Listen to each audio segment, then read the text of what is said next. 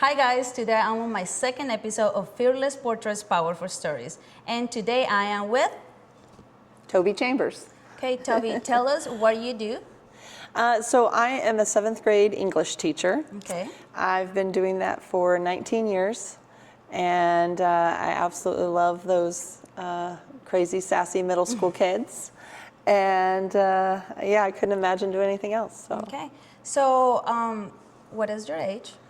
I am 54. I have to think about that sometimes because I don't always act my age, but That's fine, me neither. Definitely me neither. I feel like I'm always acting way younger than I am, and I have to remember myself I'm getting there at your age, but whatever. Anyways, the reason I wanted you to come over is because I photograph you, and like many other women that I have photographed, I feel like you have a powerful story to tell that I just want people to hear about it. Yeah.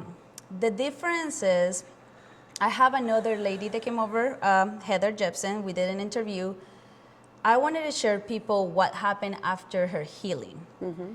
You have a powerful story, but when you came to do the portraits, you were past the healing stage. Yes. You were more of the stage where you were just living life and embracing who you were. Yes. And I love that about that. But I want people to know your story. So why don't you tell us what's your story? Okay, well, it all began in August of 2011.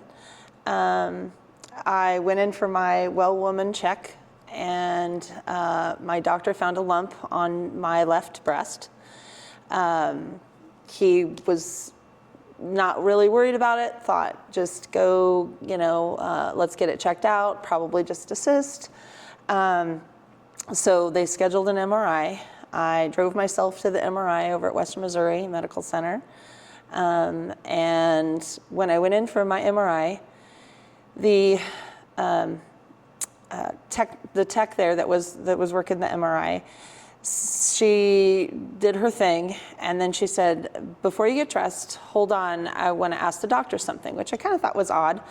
They never tell anything, right? Like you usually have to wait like a long time. And if you ask, they're like, I don't know nothing. Right, and so the doctor came in, and he put my images up on the screen, and he said, he started going, if you see how it's very dark, if it was a cyst, it would be more transparent. Do you see where there's red and blue lines? That means that it is getting fed by oxygen, and a cyst, it wouldn't do that. And he just kept saying, if it was a cyst, it wouldn't do this if it was a cyst. Gosh. So he basically was telling me I had cancer without really telling me I had cancer. And so he just left, the last thing he just said was, I just recommend you seeing a surgeon. And really? So he didn't even... No, he did not say, cancer at all. Aggravated. Yeah. So I just remember kind of being in this daze, and I walked back out to my truck, and I just kind of sat there, and I didn't really know kind of what to do. You didn't have nobody with you, right? No, because I just figured it was just, it's just an appointment, get the mammogram, get the MRI, no big deal. I was only 39. So, at that point, I was like, I don't have to get that mammogram and stuff till I'm 40. I have no family history of breast cancer in my immediate family. My aunt had breast cancer, but she had married into our family. Yeah. So, so I was just kind of a little beside myself. I scheduled with a surgeon and had the biopsy, and then August 23rd of 2011 is when I found out I had stage 2, HER2 positive breast cancer, 2 lumps in my left breast. And so I got 2 opinions, and I went with my second opinion, and that was to do chemotherapy first, and then to see if the chemotherapy would work. And then I would just decide after that whether lumpectomy or just removing one breast or doing the double mastectomy. And so I did chemotherapy, several rounds of chemotherapy from August of 2011 all the way through February of 2012. One of the chemotherapies I was on for a little bit longer than that, but February 23rd of 2012 is when I had my double mastectomy, and I got rid of it, and next Monday, the 23rd of February, I'll be 14 years cancer-free. So. Wow. So That's it's a huge goal. yeah. So just you know, a lot of prayer, a lot of support, a lot of just So you got figuring double things out. mastectomy, meaning you got I got both breasts removed. Yeah. So when the chemotherapy did work, it did shrink both of the masses that were in my left breast. And my doctor, my oncologist, Dr. Young, had said, she said, your options are you can get a lumpectomy, you can have one removed, you could do both, you know, whatever. And I was just in the mindset that, you know, I didn't want to have to deal with this again. Yeah. And I had a coworker who had a lumpectomy, and then it came back, and so that was kind of in my mind. The fear. And I'm like, you know what? I'm not going to let cancer, that fear of, you know, will it be this time when I see the doctor that they find something? Yeah. I'm not going to let that rule me and my life. And so I said, take them both. So we did, and I started reconstruction, and then I also wear a prosthesis to just, you know, I was give me going to that ask one you in the that. shape. So you did chose to do reconstruction. I did. What does that process entail? Okay, so I actually had two surgeons on February 23rd. I had my breast surgeon that came in and to remove both breasts, and then once she had done that part, while I was still under, the plastic surgeon came in, and then he inserted the silicone, the prosthetics? No, they have to do an expander. Oh, the expander thing. Yes, so they basically took my breasts down to my chest wall, and I have very little tissue there. They take it, but they don't take the skin, right? They just take the inside. Right. So they, what they do is they put the expanders underneath my chest wall. So now and then that expands out. But it only expands so far. Mm-hmm. And so maybe in a larger woman, I still needed that prosthesis to have some shape, some womanly shape. And so yeah, that expander started doing its work, and then later on I had some other surgeries. Then they would put the silicone in. So, okay, yeah, because I thought that was the way they needed to do it. Like you need to have first like time to heal before they can even put anything. Nope, they went in right in at that same time. That's and really then good. And then that way that was one less surgery, recovery, you know. So how many surgeries have you had? Oh my gosh. Well, there was port surgery, because chemotherapy is very hard on your veins, so they put a port in. I've had, and then I had the mastectomy. I've had reconstruction. I had about 4 surgeries or so just with this. That. Yes. Mm-hmm. And then my plastic surgeon, once I was healed, my plastic surgeon at the very last appointment had a tattoo artist on staff. That's cool. And so he said, okay, so now we're going to construct. Basically, we're going to make. What do you want there? Like, what do you want it to look like? Do you want it to look like nipples? Do you want it to look like daisies? Do you want like what do you want? That. Which is really, really very empowering and very cool. I love that. And so I didn't know that they have that. Mm-hmm. That's like genius. Yeah. So they the tattoo artist came in and did his thing, and then he said, "Is there anything else you want?" And so I have the word blessed right here, and the little breast cancer ribbon just on my left side, because that's where I We had see my that on your photos, which is yeah, pretty cool.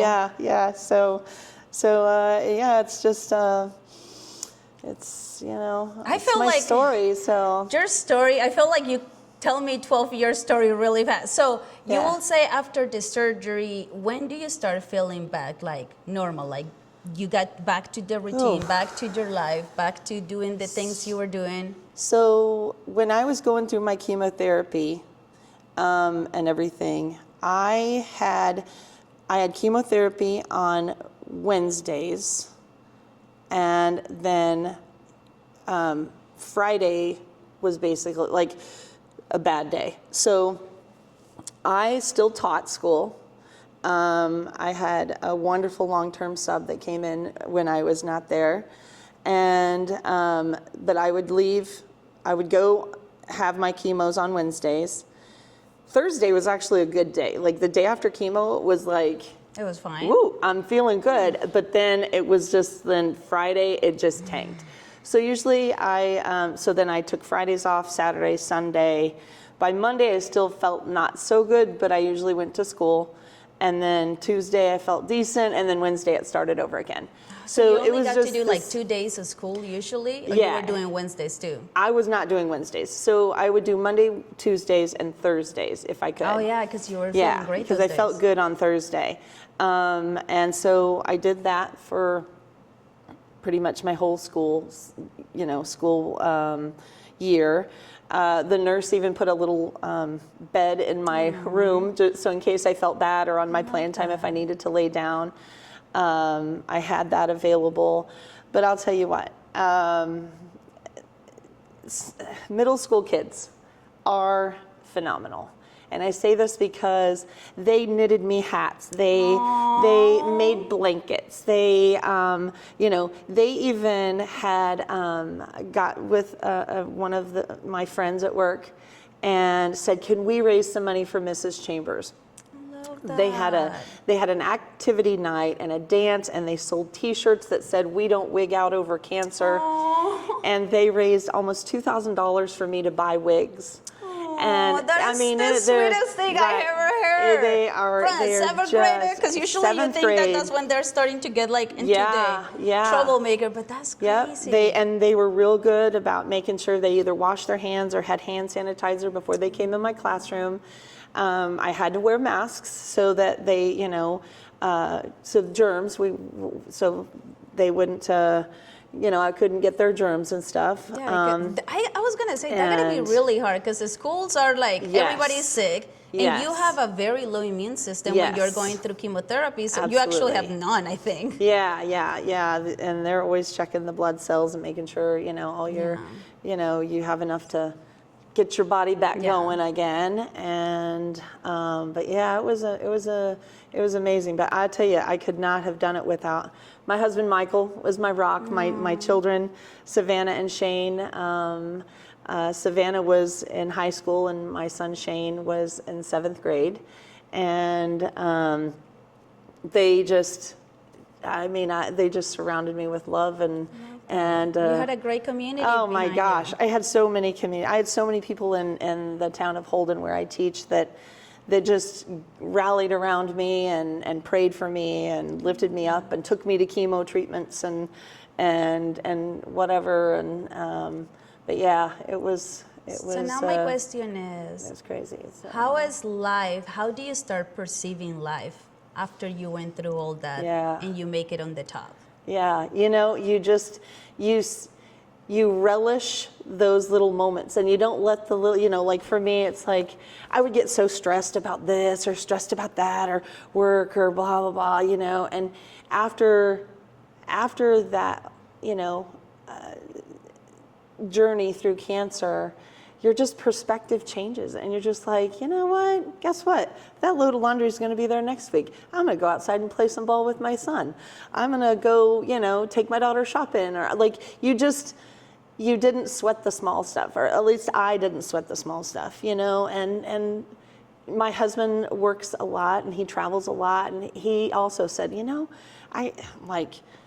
why am I taking why am I worrying about this when I see how precious life really is, and so it's just it's an amazing journey, and I just think that cancer opened my eyes to some things that maybe I wouldn't have known or wouldn't have seen having not gone through that. Yeah, it's I have amazing. noticed that a lot of the people that have gone through cancer, it's almost like they really learn how to live after cancer. Yeah. I have few people that I know, and it's like I see them, and it's like, holy cow, it's like you got your superpower. In a way, it's like you are actually living. You are not sweating the little things. You're not dwelling on the things that you know that everybody's having problems. I feel like sometimes for me, I have learned from a lot of my clients is not to sweat up the things. Sometimes I can get on my head and I can be like, oh my gosh, why is this happening to me? And in reality, it's not just happening to you, it's happening to the whole world. You just see like, catastrophe, like you make it bigger than it really is. Yeah, absolutely. But I have learned a lot from my clients and just seeing the strength that they bring to the shoots, especially when they start telling me their story, The question, so what made you decide to do the photo shoot? I just wanted to celebrate me and just kind of be able to have some portraits that my husband could look at, my children could see, show the different sides of me, because I'm silly and quirky, and I don't embarrass easily. Like I don't know. Maybe it's the middle school teacher in me that this is a little sillier, but... what I love about your shoot was, like I was telling you before, Heather's shoot was like a shoot for her to accept her body the way it was after cancer. For you, I felt like you were past that. You already have that shoot, I'm sure. But for you, you were like, you came in and it wasn't about like, oh, I survived, I want a photograph of cancer. It was like, no, I'm living my best life.